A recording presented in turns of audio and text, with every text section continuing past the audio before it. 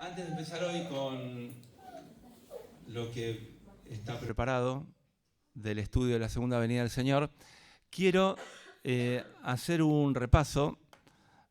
No voy a repasar todo lo que vimos, pero sí la estructura de lo que vimos, como para ver dónde estamos parados y de hecho ver que todavía casi que ni empezamos con el tema. Entonces preparé una pequeña presentación que va a aparecer ahí, donde hacemos un repaso de este estudio de la Segunda Venida del Señor y qué hemos visto hasta ahora. Ahí viene. Bien. Ahora creo que puedo seguir yo. Uf.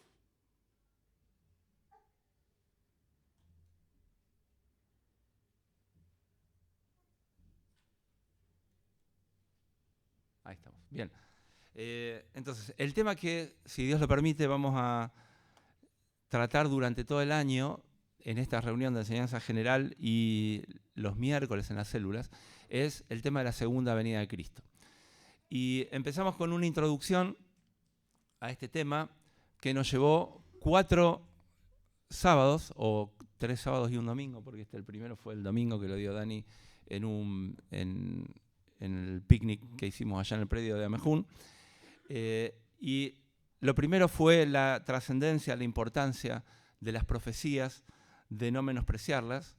Y me acuerdo en este primer mensaje, hubo una pregunta muy personal: si amás esta venida del Señor, esta profecía, ¿no? Porque hay Pablo dice que hay una bienaventuranza, una corona que el Señor va a dar a todos los que aman su venida. Bien, esta profecía entonces es la que vamos a estudiar durante el año. El objetivo de la profecía esa fue la segunda enseñanza, no los detalles cronológicos de los sellos, de las copas, de las trompetas, lo dije en cualquier orden a propósito, no quién es el anticristo, si ya nació, si está presente, si fue Carlomagno, si es un papa, si es Donald Trump, si es el que sea, sino el objetivo de la profecía, lo dice claramente la Escritura, es revelar al Señor Jesucristo, que manifieste las características de Él, de su carácter, de su gloria. Y esta revelación, esto fue el tercer mensaje que vimos, es no para todos. Dios no se revela a todos, de la misma manera que cuando resucitó no apareció a todos, apareció a los suyos. Acá también esta manifestación es para sus siervos, para los suyos, para los que lo aman, los que guardan sus mandamientos, los que son sus amigos, porque Él a sus siervos los hace sus amigos. Después el Chipi dio que hay obstáculos para estudiar este tema, y entre esos obstáculos estaban, los puse ahí abajo, el mal uso que se ha dado a lo largo del tiempo de la palabra de Dios con este tema. Hay gente que dice cualquier cosa de este tema, hay gente que aventura fechas, desde más o menos desde el año 1000, creo que ya hay gente que dijo que en el año 1000 iba a venir, después en el 1800 no sé cuánto, y no vino, y lo cambiaron para el año siguiente porque había habido un error de cálculo, y el Señor tampoco vino después de corregido el error de cálculo, y así sucesivamente. Bueno, se ha hecho muy mal uso de las profecías. Yo me acuerdo que yo lo esperaba en 1988, que en la época que yo me había convertido, esa era la fecha que se pensaba que iba a venir, y no vino, bueno, etc. Falta de contexto, porque hay muchas cosas de la palabra que se entienden ahora, porque hay cosas que, profecías que los detalles se vuelven casi literales ahora, pero hace 200 años no. Entonces, el contexto actual hace que muchas profecías tengan el contexto para cumplirse casi literalmente. La oposición espiritual es otro de los obstáculos para estudiar este tema, Y por último, el concepto de que, bueno, no importa si yo aprendo bien lo que dice la Biblia de este tema o no lo aprendo bien, no importa si mi doctrina en este punto es errada o no, el Señor va a venir igual y no importa lo que yo crea, las cosas van a ocurrir porque Dios hace lo que quiere, es soberano. Y vimos que también esto es un obstáculo para estudiar este tema. Y de hecho, cuando Dios revela cosas en su palabra, pretende reacciones de su pueblo en cada una de las cosas que nos revela. Bueno, esto fue una introducción y después empezamos a ver las razones para estudiar este tema. Hubo el primer mensaje de esto, lo dio de este conjunto de temas, lo dio Mati, que hay razones proféticas, hay señales y es importante estudiarlas, y estas señales el mensaje terminó con que esto genera expectativa, el ver que estas señales van en aumento, que se van incrementando como los dolores de una mujer en parto, y que se acerca el alumbramiento, nos genera expectativa, fe de que esto está por ocurrir. Dani habló de las señales bíblicas, de las razones bíblicas para estudiarlo, o de una de esas razones bíblicas, que es evitar ser engañados, que es conocer la palabra para evitar que nadie nos engañe. Hay mucho en este último tiempo de eso. Hay para hacer dulce con YouTube de eso. Marcelo nos habló el sábado pasado de que hay razones pastorales. El Señor en el mensaje antes de la crucifixión, después de que los discípulos le preguntaran qué iba a pasar con el templo, cuándo iba a ser su venida, da un discurso, uno de los más largos, y el objetivo se orientó para ese lado de la enseñanza, es claramente pastoral, que el Señor quiere que su iglesia esté firme. Y en particular se habló de no entregarnos a la lujuria, de no ofendernos unos a otros, y me voy a olvidar, de no ofendernos unos a otros, eran 4, del perdón estaba incluido en esto, de las ofensas, del engaño, habló también, y del temor. Ahí está, gracias Marilu. Bien. Bien, hay gente que está muy atenta a los mensajes, gracias. Y además de ayuda idónea. Bueno, y hoy vamos a ver, voy a volver un poco para atrás y vamos a hablar de más razones bíblicas de por qué es importante estudiar este tema. En algún momento vamos a empezar con la segunda venida del Señor, pero de momento es echar bien estos fundamentos para después construir arriba. A mí me parece crítico, por ejemplo, del principio, que la revelación que vamos a estudiar es la revelación de Jesucristo, para no perder el rumbo, para estar bien orientados, y de que es una revelación espiritual para los suyos, y que uno tiene que ir a este tema no con una actitud intelectual, mental, de aprender, por decirlo de alguna manera, enseñanza cerebral, sino ir con el corazón de siervo para poder recibir la revelación de Jesucristo. Bien, y hoy entonces, ahora sí sigo yo, vamos a seguir con las razones bíblicas, y van a ser esencialmente 3 cosas que me parece importante transmitir, y espero que Dios lo bendiga. La primera es que cuando enseñamos en la iglesia tenemos que ser sabios para enfatizar lo que la palabra enfatiza. Una de las razones por las que decidimos estudiar este tema es que este tema está por toda la Escritura y no lo hemos enseñado en años, un montón de años. Creo que desde que estoy yo en la congregación, recuerdo un mensaje que dio el abuelo, don Roberto Ochoa, el abuelo de Robert y Pablito, que dio acá en la iglesia. ¿Se acuerdan que se fue en un momento para atrás y después siguió, como que le bajó la presión, o le subió la presión, no sé para qué lado se le fue la presión, y después siguió dando la enseñanza de la venida de Cristo? Y no creo que, no tengo en mi mente otro detalle puntual específico sobre este tema. Y está en la Escritura por todos lados. Está por todos lados. Así que con justificaciones equivocadas no lo hemos encarado. Es parte de la enseñanza que dio el Chipi en la introducción, y ahora entiendo que corresponde estudiarlo, más allá que tengamos distintas posiciones doctrinales en el tema, no importa eso, es un tema que lo tenemos que estudiar. Las cuestiones doctrinales finas y algunas discrepancias entre una posición y otra las podemos tratar en otro contexto. De hecho, los que están yendo a las células tienen la dirección de correo electrónico donde pueden mandar sus preguntas, sus consultas de este tema en temas específicos que les gustaría profundizar o entender o saber, si una postura doctrinal u otra, del amilenialismo, del dispensacionalismo, del pretribulacionismo, del posttribulacionismo, o el nombre que le querramos poner a una doctrina particular de cómo son las sucesiones de eventos en el tiempo del fin. No importa, es un tema que tenemos que estudiar porque tiene bendición. La promesa de Apocalipsis 1:3 es que esta profecía trae bendición al que la lee, al que la enseña y al que la guarda especialmente. Bueno, otra cosa es no pasar por alto lo importante. Cuando el Señor, ¿se acuerdan que habla con los fariseos y les reprocha, antes de ir a la cruz, les reprocha su hipocresía?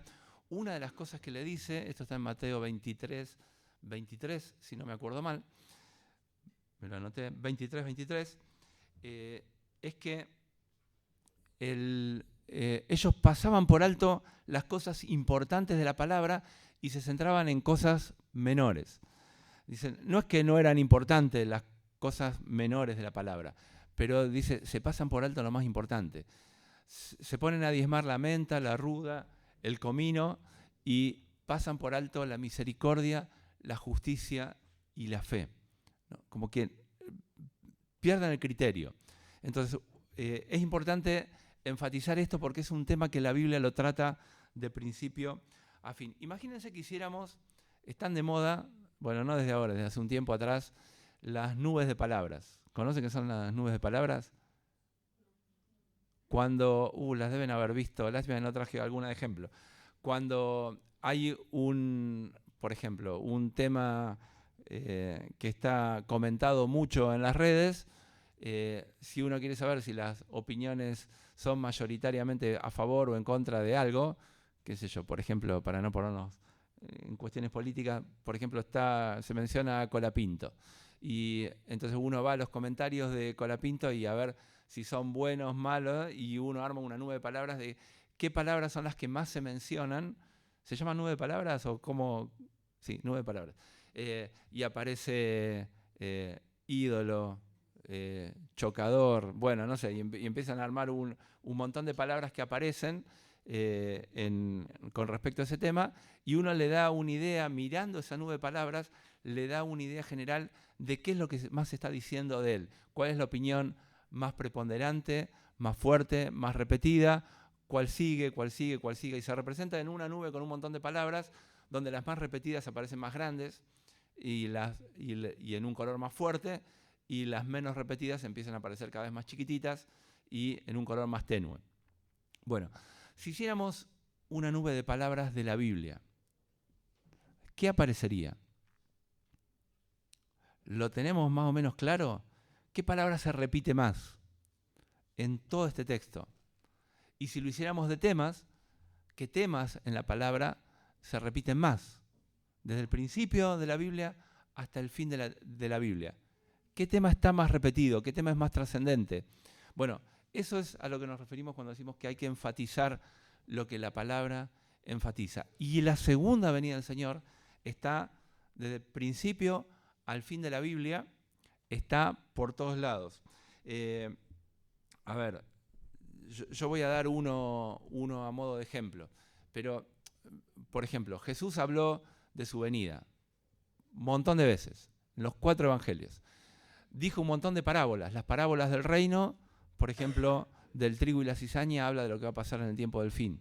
De los pescadores que pescan y sacan sus redes y van a separar los peces, habla del tiempo del fin. Bueno, un montón de parábolas del Señor hablan del tiempo del fin. De la parábola de la cena, de la parábola de los labradores malvados, la parábola de las vírgenes. por todos lados enseñó sobre el tiempo del fin y de su venida. En el libro de los Hechos de los Apóstoles es algo que seguramente va a venir próximamente, en los próximos mensajes, cómo evangelizaron los apóstoles. Permanentemente citaron el tema de la segunda venida del Señor. Está presente casi en cada vez que evangelizaron, está presente la segunda venida del Señor. El apóstol Pablo en casi todas sus cartas mencionó la segunda venida del Señor. El apóstol Santiago, Pedro, Juan, Judas mencionan en sus cartas la segunda venida del Señor. Y por supuesto el Apocalipsis está dedicado a los eventos relacionados con la segunda venida del Señor. El día del Señor se menciona casi 200 veces en el Antiguo Testamento y 64 veces el día de Cristo o el día del Señor en el Nuevo Testamento, que tiene que ver con ese día donde el Señor va a venir a juzgar la tierra. A modo de ejemplo, yo voy a mencionar uno, por ejemplo, Génesis 3:15. Esto no está en la presentación, no sé si es mucho lío intercambiar presentación con textos bíblicos, sí es mucho lío, o bueno, lo dejamos así. Lo buscan, esto es premio para los que trajeron Biblia, o teléfono para buscarlo en la Biblia. Génesis 3:15, tenemos, entiendo yo, la primera promesa de lo que va a hacer el Señor en su venida. El hombre cae, peca, Dios dicta sentencia sobre Adán, sobre Eva y sobre la serpiente. Y en el 3:15 dice, bueno, no lo iba a buscar, pero lo busco, dice, pondré enemistad, le está hablando a la serpiente, entre ti y la mujer, entre tu simiente, la descendencia de Satanás, y la simiente suya, la simiente de la mujer. Esta, la simiente de la mujer, que es el hombre que iba a venir descendiente de la mujer, el Mesías, te herirá en la cabeza. Te va a dar una herida de muerte, te va a aplastar.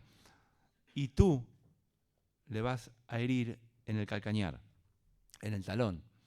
Bueno, cuando Cristo muere en la cruz, esta profecía se cumple en parte. En parte. A ver, ¿qué quiero decir en parte? Satanás hirió al Señor Jesucristo en el calcañar, literalmente sus clavos atravesaron, o los clavos atravesaron los pies del Señor, pero además su caminar en la tierra fue terminado por esta ejecución del Señor Jesucristo, que fue, sin duda, Satanás estaba atrás de esto. Pero en esa muerte del Señor Jesucristo, el Señor hirió a Satanás de muerte, por decirlo con las mismas palabras. Pensando Satanás que eliminaba de la tierra al Señor Jesucristo, el Señor lo terminó destruyendo, y destruyó, como dice en Hebreos 2, por medio de la muerte al que tenía el imperio de la muerte, y con eso llevó muchos hijos a la gloria. No solo destruyó a Satanás, sino que a nosotros que hemos creído y confiado en Él, también nos va a llevar a su gloria y vamos a ser semejantes a Él cuando Él venga.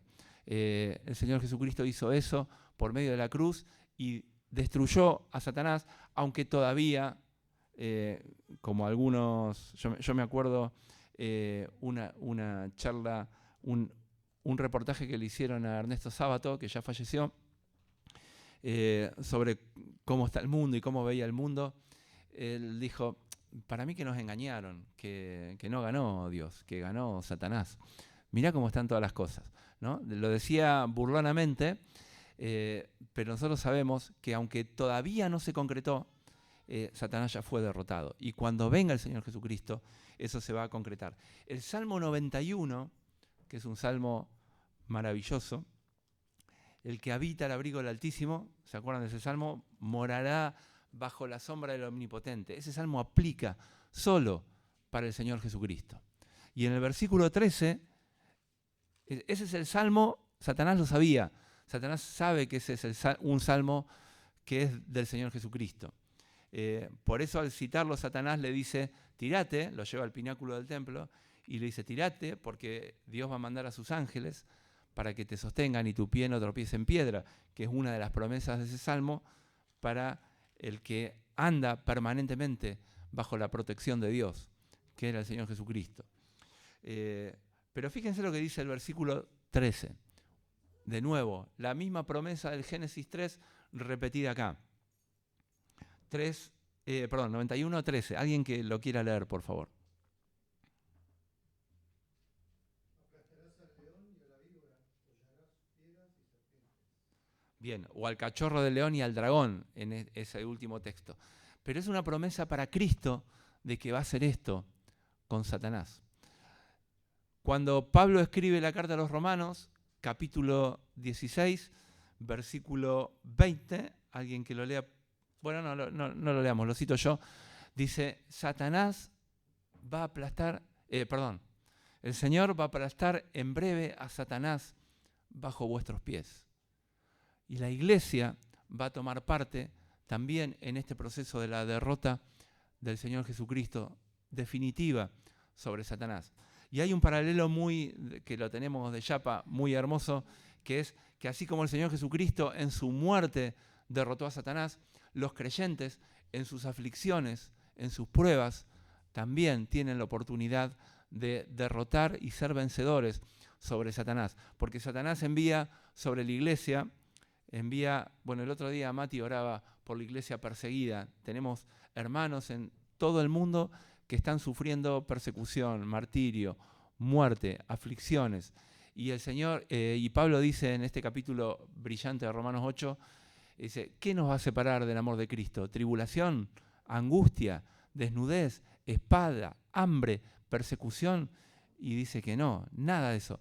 Antes, en todas estas cosas, somos más que vencedores. Igual que Cristo, que por medio de la muerte derrotó al que tenía el imperio de la muerte, nosotros por medio de esto también tenemos la capacidad de derrotar a Satanás y contribuir a esta victoria final que va a tener el Señor sobre Satanás y sus huestes al final del tiempo. Y Apocalipsis 19, recorrimos algunos textos de la Escritura. Apocalipsis 19, vemos al Señor Jesucristo viniendo desde el cielo con sus ropas teñidas en sangre a instalar su reino acá en la tierra y va a encarcelar por siempre a Satanás, o por lo menos por 1000 años, a Satanás, al anticristo y al falso profeta. Tenemos en toda la Escritura, da ganas de seguir leyendo, o de seguir recorriendo textos de la Escritura. Todos los profetas hablan de la segunda venida del Señor. Los salmos, de manera contundente, hablan de la venida del Señor. Casi todos los salmos. Pero vamos a dejar ahí. Lo que digo es, tenemos que estar impregnados con este libro, impregnados por la palabra, para que lo que nos salga sea lo que está en la palabra enfatizado, lo que está subrayado, lo que está destacado en la palabra, lo tenemos que tener nosotros también impregnado en el alma. No en la cabecita, ¿sí? Porque en la cabeza, por ejemplo, lo tenían los fariseos. Y el Señor les dice, ustedes no tienen la palabra de Dios morando en sus vidas. Dice, no la tienen morando en sus vidas. Porque si la tuvieran, dicen, me reconocerían, sabrían que vengo del Señor. Pero no la tienen morando en sus vidas. Me quieren matar, ¿no? Me quieren destruir. Y Él les dice que si la palabra morara en sus corazones, lo reconocerían. Y dice, porque las Escrituras dan testimonio de mí y no quieren venir a mí para que tengan vida eterna. La Escritura en todo el tiempo da testimonio de Cristo y por supuesto de la segunda venida de Cristo. Así que el consejo sería que la palabra de Cristo more, nos impregne, que estemos embebidos, sumergidos en la palabra para que todo lo que salga en nuestra enseñanza, en las canciones, sea gobernado por este principio de enfatizar lo que Dios enfatiza. Las canciones, las letras de las canciones que cantamos, tienen que tener esa nube de palabras, destacar más lo que la palabra destaca.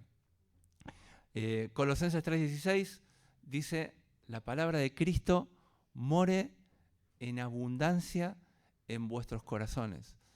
Y el efecto visible de la palabra morando en los corazones es que eso salga por la boca, cantando y dando gracias a Dios, ¿no? En vuestros corazones. Y si está en el corazón, también va a salir por la boca. Bueno, segundo, son 3. Lo segundo es evitar una perspectiva secular. ¿Saben lo que quiere decir secular? Es para contestar. Bien, secular es eso, no espiritual, no vinculada, por decirlo mal, a la religión o a Dios, sino independiente de Dios. Podríamos decir, no tener una perspectiva secular o puramente racional, política, de los acontecimientos que hay en el mundo. Pasan cosas en el mundo, ¿sí? Y muchas son dignas de destacar y tenemos que interpretarlas espiritualmente. ¿Se acuerdan que pasó, no había diarios en la época de Cristo, pero iba el Señor caminando con sus discípulos y es como que le dijeran, ¿viste las noticias? ¿Viste lo que pasó con esos a los que Pilato mezcló la sangre de ellos con los sacrificios de ellos? ¿O esa torre que se cayó y mató a 18? ¿No? ¿Y cómo interpretamos esas cosas espiritualmente? Bien, hay en la vida, lamentablemente en la vida política de nuestro país y casi del mundo, pero vamos a restringirnos a nuestro país, en la vida política de nuestro país hay una grieta que se ha metido dentro de la iglesia, ¿no? Y tenemos creyentes que toman posturas políticas hiperfuertes. La iglesia, ¿qué posición tiene que tomar? ¿Comunista o libertaria? Si viviéramos en la época del 1800, ¿tendríamos que ser unitarios o federales? Y así a lo largo de la historia hay infinidad de grietas políticas. Nosotros, como iglesia, tenemos que tener la capacidad de interpretar acontecimientos políticos que ocurren. Bueno, pasan cosas en el mundo, ¿no? En el siglo XX hubo 2 guerras mundiales. ¿Cómo se procesa todo eso espiritualmente? Bueno, tenemos que evitar una perspectiva secular en todo, en las luchas gremiales. ¿Qué posición tiene la iglesia en esto? ¿Está bien luchar por las injusticias laborales o está mal? Bueno, no voy a contestar estas preguntas, simplemente es para molestar. ¿Tenemos que ser de izquierda o de derecha? ¿Está bien que las leyes restrinjan los derechos de los trabajadores o está mal? ¿Está bien que sigamos pagando el 20% de impuesto o el 21% en el IVA de las cosas que compramos y que las grandes empresas no paguen impuestos? ¿Está bien o está mal? Bueno, no me quiero meter con ese tema, pero tenemos que procesar todo espiritualmente. Las cosas que ocurren políticamente, los acontecimientos a nivel global, no están ajenos al movimiento de Dios y de cómo Dios permite que haya cosas que ocurran. Y eso incluye la persecución en algunos lugares del mundo, ¿sí? No es que Dios las hace, porque Dios no es tentado por el mal ni hace mal, pero hay cosas que Dios permite. Quiero mostrarles un ejemplo en la Escritura. Ahora lo voy a leer, pero pensaba por ahí, Paula, que no está con los chicos, Paula, ¿no? Nos puede ilustrar mejor de algunas cuestiones históricas. Pero hubo guerras en Europa en el siglo XVII que estaban marcadas por posiciones religiosas. Había cristianos, por lo menos de nombre, cristianos que perseguían a cristianos con apoyo político y estatal real de distintos imperios, de distintos gobiernos. Entonces, cristianos católicos con apoyo de algunos gobiernos, masacraban a cristianos protestantes apoyados por otros gobiernos o no apoyados en algunos países. Y hay guerras conocidas como, por ejemplo, la Guerra de los 30 años, donde hubo ese tipo de masacres. O si buscan, por ejemplo, los hugonotes, que eran creyentes reformados, que fueron también perseguidos y huyeron de Francia por el rey francés, que tomó la decisión de ir por el lado católico. Bueno, a lo largo de la historia hay mucho de eso. Una de las profecías de Mateo 24, que se repiten en Lucas 21 y Marcos 13, es: unos a otros se entregarán y unos a otros se aborrecerán. Eso nos está pasando, no sé si lo perciben, pero por esas definiciones políticas que el Señor dijo, mi reino no es de este mundo, pero parece que los cristianos queremos que sí, y luchamos para que determinadas posiciones políticas triunfen o fracasen, nos vamos a terminar quizás entregando y aborreciendo unos a otros, porque nos está pasando. Y yo veo, por ejemplo, comentarios de hermanos, o no sé si llamarlo ex hermanos, que a veces se ponen con una postura realmente ácida y critican de manera que es digna de aborrecer, a la que el Señor sin duda no nos llamó conductas políticas, sea de un palo o de otro palo de la política. Creo que eso está cerca de cumplirse también a nivel mundial, porque esa grieta está en todos lados. Está acá, está en Estados Unidos y sin duda en muchos otros países más. Bueno, yo quiero dar un ejemplo. Vamos a Daniel capítulo 9.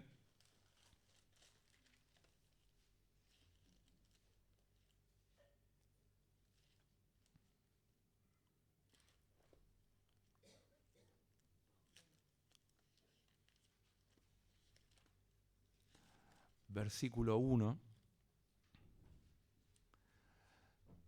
Había ocurrido algo notable. El imperio que dominó el mundo por casi 100 años, el imperio de Babilonia, que dominaba el mundo literalmente, primero por el rey Nabucodonosor y después por sus descendientes, cae. Y lo conquistan los medos y los persas, y el rey medo, el primer rey medo, es Darío. Y dice Daniel estuvo en la corte de Nabucodonosor, este emperador, fue uno de los funcionarios. No lo buscó, pero lo pusieron como funcionario. El que leyó el libro de Daniel sabe por qué lo pusieron en ese lugar. Y en esa posición él sirvió al rey, pero confrontó al rey muchas veces, a él y a sus descendientes. Y finalmente el imperio cae y sube en su lugar el imperio medo-persa, y el primer rey es Darío, y dice Daniel, en el año primero de Darío, hijo de Asuero, de la nación de los medos, que vino a ser rey sobre el reino de los caldeos, o sea, los conquistó y los dominó, y fue el primer rey. En el año primero de su reinado, yo, Daniel, fíjense lo que hizo Daniel, miré atentamente en los libros, y en los libros es el libro de los profetas, el número de los años que habló Jehová al profeta Jeremías, que habían de cumplirse las desolaciones de Jerusalén en 70 años. Y él ya estaba en Jerusalén por esa cantidad de tiempo, porque él fue llevado muy jovencito, de adolescente, fue llevado cautivo y fue hecho eunuco en el palacio del rey. Y había pasado ya este tiempo, y entonces cuando ocurre este cambio político, Daniel mira con atención el libro del profeta Jeremías. Bueno, interesante que ante un cambio político, lo que movió a Daniel a ir a las profecías, a ver cuándo era que el pueblo de Israel tenía que volver a la tierra. Y lo que produjo fue una búsqueda de la palabra, y lo segundo, versículo 3, dice, volví mi rostro a Dios, el Señor, buscándole en oración y ruego, en ayuno, cilicio y ceniza, y hace una de las oraciones más extensas registradas en la Biblia y más hermosas de arrepentimiento por su pueblo, pidiendo perdón por no haberlo buscado, por haberlo dejado. 70 años que el pueblo no lo había buscado, y cuando él se da cuenta de que Dios había dado una fecha, una temporada, él vuelve y ora al Señor. Así que tenemos por un lado cómo las cuestiones políticas afectan o nos hacen inquirir en la palabra de Dios para ver qué cosas están pasando que estaban profetizadas. También vale lo recíproco. A veces cuando llevamos de la congregación de nuestro conocimiento a la gente las profecías de la palabra de Dios, de que el Señor Jesucristo va a volver y va a ser juez sobre toda la tierra, ¿qué respuesta tenemos del otro lado? ¿No? Yo me acuerdo una vez que le hablé a un compañero allá en Buenos Aires de esto, él me dijo, ¿sabes qué me parece? Que me estás contando un cuentito, ¿no? Eso me dijo. Y me dolió mucho eso, ¿no? Esa frase. Yo todo entusiasmado contándole, y él dice, parece que es un cuentito, como que no va a pasar nada de esto. Y me acordé de cuando Dios va a destruir Sodoma y Gomorra, Génesis capítulo 19, y está Lot viviendo ahí. Abraham intercede para que, por favor, Dios, ¿vas a destruir al justo con el impío? Y le dice que si hubiera 50 justos, ¿destruirías la ciudad? Y dice, no la destruiría. Y bueno, y va bajando el número hasta que Abraham desiste de la oración, como sabe que la va a destruir, porque no hay ningún justo. Pero Dios en su misericordia manda a los ángeles, a 2 ángeles, para antes de que destruyan la ciudad, lo saquen a Lot y a su familia. Y Lot le dice, bueno, andá, juntá a tu familia, que Dios va a destruir la ciudad. Y Lot se lo cuenta a sus yernos, o a sus futuros yernos. ¿Y se acuerdan lo que les dicen los yernos a Lot? Génesis 19.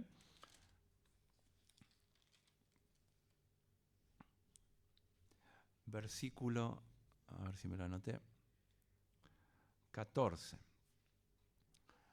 Dice, salió Lot y habló a sus yernos, los que habían de tomar a sus hijas, y les dijo, levántense, salgan de este lugar, porque Jehová va a destruir esta ciudad. Pero a los yernos les pareció que le estaba tomando el pelo. ¿Qué le pasa a Lot? ¿No? Como que nunca dijo nada y ahora viene y me cuenta esto. ¿Qué le pasa? Se está burlando de nosotros, ¿no? ¿Qué quiere hacer? ¿Nos quiere sacar? ¿Nos quiere hacer una broma? Bueno, esto nos va a pasar. Esto nos va a pasar. Bueno, evitemos una perspectiva secular. Aunque sea de burla lo que tenemos que hablar, digamos lo que la palabra dice en esta enseñanza en particular. Cuando Pablo predicaba, Festo le dice, Pablo, estás loco, las muchas letras te vuelven loco, ¿no? Y Pedro dice que en el tiempo del fin, 2 Pedro capítulo 3, van a aparecer burladores, que van a decir, ¿y la venida de Cristo dónde está? ¿Qué pasa? ¿Cuánto van ya? ¿2000 años? ¿Y qué onda? ¿Se quedó dormido? ¿Qué pasó? Bueno, va a pasar, ¿no? Lo profetiza la palabra. Bueno, y por último punto, la palabra nos invita a enfocarnos en lo trascendente. Me gustó esta palabrita, enfocarnos. En la célula, Gumer la dijo y yo dije, me la voy a anotar. ¿No? Como que el estudio de este tema, él lo vio en su propia casa y lo transmitió en la célula y dice, bueno, me quiero enfocar. Y yo esa palabrita me la anoté. Curiosamente quedaron todas con la primera, pero no es una estrategia transmitida por Palabra de Vida, que siempre tenía esos anagramas que todos empezaban con la misma letra. Me quedaron así. Bueno, este último punto, enfocarnos en lo que viene, en lo trascendente, en lo eterno, en lo que no se ve. La palabra siempre nos invita a esto. Estamos llenos de ejemplos en la Escritura. Mateo 6:33, que lo conocemos de memoria, dice: buscad primeramente el reino de Dios, que no se ve, y su justicia. Las demás cosas van a venir después. También me acuerdo una vez hablando con mi jefa allá en Buenos Aires, me dice: ¿y ustedes a qué se dedican? ¿Qué hacen en la iglesia? Qué pregunta, ¿no? Me la dejó picando para predicar. Y bueno, hablé de eso, de lo que predicamos. Entonces, en resumen, lo que hacemos es decirle a la gente qué es lo que hay que hacer para tener vida eterna, para que Dios perdone los pecados. Y me dijo: nada más, ¿no? Como que no hace ninguna tarea social. Bueno, eso, me acuerdo de esa palabra. Pero como iglesia tenemos la tarea de enfocarnos en lo eterno, lo que la palabra dice. En ningún otro lugar se hablan estas cosas. Acá, en la iglesia, ningún otro libro habla de esto de manera confiable. Lo hace la palabra de Dios. Hebreos 11:1 dice: es pues la fe, la certeza de lo que se espera, la convicción de lo que no se ve. Y ahí tenemos un montón de ejemplos. Me restrinjo a 2.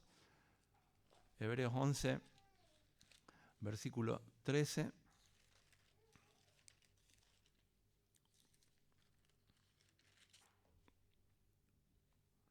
Dice, después de pasar por varios ejemplos, dice: conforme a la fe murieron todos estos sin haber recibido lo prometido, mirándolo de lejos, creyéndolo, saludándolo, ¿no? Se van de la vida sin eso concretado, confesando que eran extranjeros y peregrinos en esta tierra. Porque los que dicen esto, que son extranjeros y peregrinos, dan a entender claramente que buscan una patria. Porque si hubieran deseado o estado pensando en aquella donde salieron, ciertamente tenían tiempo de volver, pero anhelaban una mejor, esto es, celestial, una patria celestial, que no está acá. Esto es, una mejor, esto es celestial, por lo cual Dios no se avergüenza de llamarse Dios de ellos y les ha preparado una ciudad. Y en el Apocalipsis, al final, capítulo 21, vemos esta ciudad preparada por Dios descender del cielo a la tierra para instalar su reino. El mismo capítulo, el versículo 24, Moisés. Por la fe Moisés, hecho ya grande, rehusó llamarse hijo de la hija de Faraón, escogiendo antes ser maltratado con el pueblo de Dios que gozar de los deleites temporales del pecado, teniendo por mayores riquezas. Me encanta como que Cristo no había nacido, ¿no? Pero aún Moisés tenía por mayor riqueza el vituperio de Cristo que los tesoros de los egipcios. ¿Y por qué? Porque tenía puesta la mirada en lo que no se ve, en la recompensa, en el galardón. Por la fe dejó Egipto, no temiendo la ira del rey, porque se sostuvo, de nuevo, como viendo lo que no se ve, al invisible. Y cuando termina este pasaje glorioso, dice el capítulo 12, que nosotros también, teniendo semejante nube de testigos, hagamos lo mismo, enfoquémonos en eso, como ellos. Es como que tenemos una tribuna que no se ve, que nos alienta, son testigos que están ahí mirándonos para que nosotros continuemos con la posta que ellos nos dejaron. Y dice el versículo 2, que continuemos puestos los ojos en Jesús, que no se ve, pero poniendo la mirada ahí. Está llena la escritura de estos textos. No sé, por ejemplo, Colosenses 3 dice que nosotros miremos, ¿cómo es que dice Colosenses 3? Metí la pata por querer citar algo de memoria que no me lo acuerdo de memoria.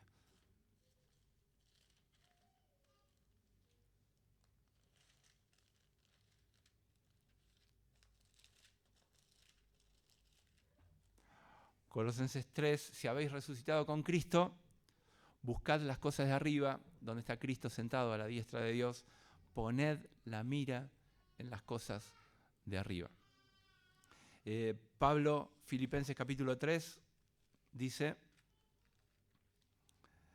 que hay muchos, 18, hay muchos que andan por ahí y dice Pablo, lo digo llorando, y yo le creo que cuando Pablo lo decía estaba llorando, literalmente, es difícil imaginárselo, que son enemigos de la cruz de Cristo. El fin de ellos va a ser perdición, versículo 19, cuyo Dios es el vientre, cuya gloria es su vergüenza, que solo piensan en lo terrenal. Hay iglesias que dan mensajes que solo tienen que ver con lo terrenal, pero la palabra habla de cosas que son eternas y apunta a la eternidad. Y para terminar, yo tenía pensado, quizás era lo único que tenía pensado, y Dani lo habló el domingo en la cena. Voy a hablar de Juan capítulo 6. Y yo decía, me lo spoileó, voy a tener que cambiar. Y después dije, no, seguramente el Espíritu nos está queriendo enseñar algo con este texto y lo voy a reforzar. Así que en Juan capítulo 6, después de que el Señor alimenta a 5.000 que les da de comer terrenal, comieron, se saciaron, estos querían hacerlo rey. Dice, acá está, este es el Mesías, este es el rey de Israel. Y el Señor da un discurso muy duro. Les dice en el versículo 26, ustedes me buscan no porque vieron las señales. O sea, no es que ven eso como una señal para reconocer que yo soy el Mesías, sino porque se llenaron la panza. Comieron y se saciaron. Y el Señor da a partir de ahí un discurso, yo me lo subrayé en mi Biblia, en colorcito celeste, para no olvidarme que habla de cosas celestiales, eternas. Y el Señor les habla de la vida eterna, que Él tiene una comida para vida eterna. Les habla del pan de vida que descendió del cielo y que da vida al mundo. Que el que come de ese pan nunca va a tener hambre y no va a tener sed jamás. De que el Señor lo va a resucitar el día postrero. Le habla de cosas eternas. Habla, no lo cito, pero después ustedes léanlo tranquilos el pasaje y subrayenlo. El versículo 40 dice que todo aquel que ve al Hijo y cree en Él tenga vida eterna y yo le resucitaré otra vez el día postrero. 44, otra vez dice, yo lo voy a resucitar el día postrero. Versículo 47, el que cree en mí tiene vida eterna. 49, los padres de ustedes comieron el maná y murieron, pero y hablaba de él mismo, es el pan que desciende del cielo para que del come no muera. Todo, a cada rato, habla de vida eterna, de eternidad, de resurrección, de el día final. Versículo 51, yo soy el pan vivo que descendió del cielo. Si alguno comiera este pan, vivirá para siempre. En el 53 les dice, ustedes no tienen vida en ustedes, tienen que tener esa vida en ustedes. El que come mi carne, versículo 54, y bebe mi sangre, tiene vida eterna, y yo lo voy a resucitar el día postrero. Y 58, el que come de este pan vivirá eternamente. No sé, cuéntenlas una y otra vez, el Señor hablando de eternidad. Y a partir de ese momento, muchos lo dejaron de seguir. Muchos lo dejaron de seguir. Cuando el Señor empezó a hablar de las cosas eternas, por lo que Él vino no vino para darnos una mejor vida ahora, como dicen algunos libros. El Señor vino para darnos perdón, limpieza y eternidad, para que heredemos su reino junto con Él, para llevarnos a su gloria, para que conozcamos su persona, sus maravillas, su gloria, la gloria que tenía antes de que el mundo fuese, cuando estaba con el Padre. Compartir todo. Y a veces por no tener esta perspectiva que la palabra enfatiza, entonces no nos enfocamos en lo que es importante, que es lo que es eterno. A partir de ese momento, muchos lo dejaron de seguir.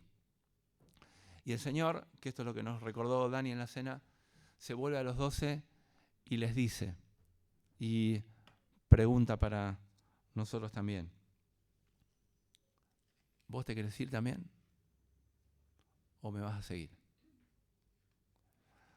Y bendito Pedro, que dice, Señor, ¿a quién iremos?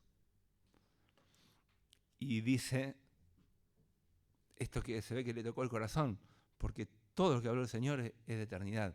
Y Pedro le dice, Señor, vos tenés palabras de vida eterna. Ningún otro habla palabras de vida eterna. Y yo quiero eso. Yo quiero eso, Señor. Ya arreglaste eso en mi vida. Ya me perdonaste, ya me diste vida eterna. ¿Qué importa lo demás?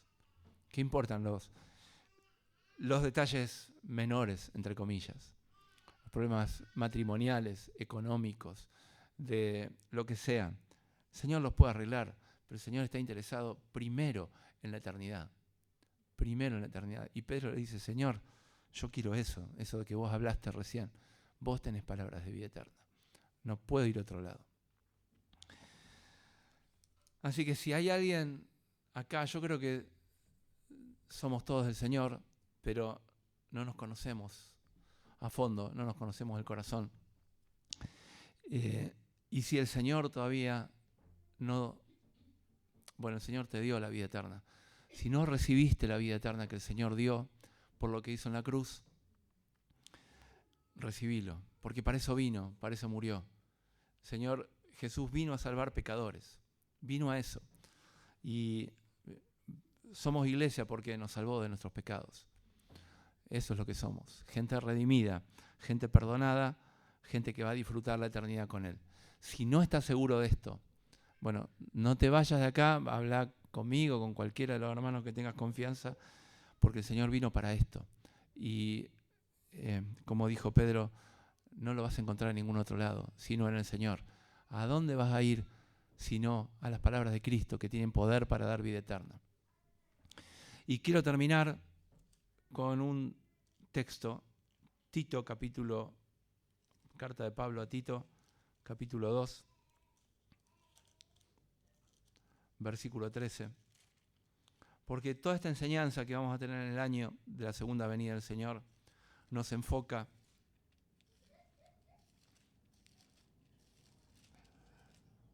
y nos pone en esta condición de vida que vamos a leer. Mati citó muchos textos que dicen lo mismo, que hablan de esta esperanza. Muchos textos. El que no se los acuerda puede ir y mirar el video. Yo me los anoté. Muchos. Me quedo con este. Tito, capítulo 2, dice el versículo 11. La gracia de Dios... Perdón, ya podemos sacar esto, Ahí está, gracias. Tito capítulo 2, versículo 11 dice, la gracia de Dios, este regalo inmerecido, se manifestó para salvación a todos los hombres. Y la mayoría de los que estamos acá entiendo que lo hemos recibido. Tenemos la salvación que Dios nos dio de la muerte eterna, de la separación eterna con Dios, del infierno. Y esa gracia derramada nos enseña, dice el versículo 12, que renunciando a la impiedad y a los deseos mundanos, vivamos, y puedo saltear, en este siglo sobria, justa y piadosamente, versículo 13, aguardando. Entonces, si salteo las palabras, bueno, no está el texto ahí en la pantalla, pero agarren ustedes el versículo 12 y el versículo 13, y la gracia de Dios nos enseña que vivamos aguardando la esperanza bienaventurada y la manifestación gloriosa de nuestro gran Dios y Salvador Jesucristo. Viviendo de una manera particular, pero vivamos aguardando la manifestación del Señor Jesucristo. Que Dios nos bendiga como iglesia y personalmente, para que cuando contemos esto no suene como un cuentito, sino realmente como un corazón que arde, que lo habla permanentemente, que está lleno de esto, porque vivimos de esta manera, vivimos aguardando esta esperanza bienaventurada, la manifestación gloriosa de nuestro Señor Jesucristo. Bueno, que Dios bendiga su palabra.